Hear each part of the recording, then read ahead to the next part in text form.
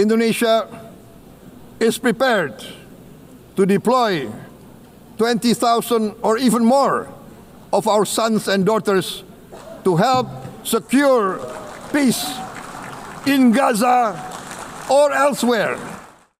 Presiden Republik Indonesia Prabowo Subianto menyampaikan sikap tegas Indonesia di hadapan para pemimpin dunia dalam sidang Majelis Umum PBB di New York, Amerika Serikat pada Rabu 24 September 2025 waktu setempat. Dalam forum bergengsi itu, Prabowo menegaskan kesiapan Indonesia untuk ikut memikul tanggung jawab menjaga perdamaian global. Bahkan ia menyatakan bersedia mengirim lebih dari 20.000 pasukan penjaga perdamaian ke berbagai wilayah konflik. Pernyataan itu sontak menjadi sorotan karena disampaikan di hadapan sejumlah kepala negara berpengaruh, termasuk Presiden Amerika Serikat Donald Trump yang hadir dalam forum tersebut.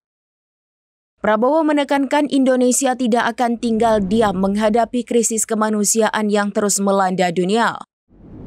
Ia juga mengingatkan bahwa Indonesia saat ini termasuk salah satu kontributor terbesar pasukan penjaga perdamaian PBB.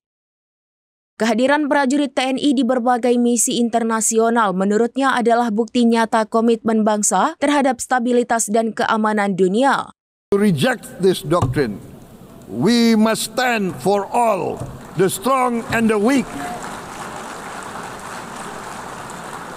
Might cannot be right. Right must be right. Indonesia today is one of the largest contributors to United Peacekeeping Forces. We believe in the United Nations.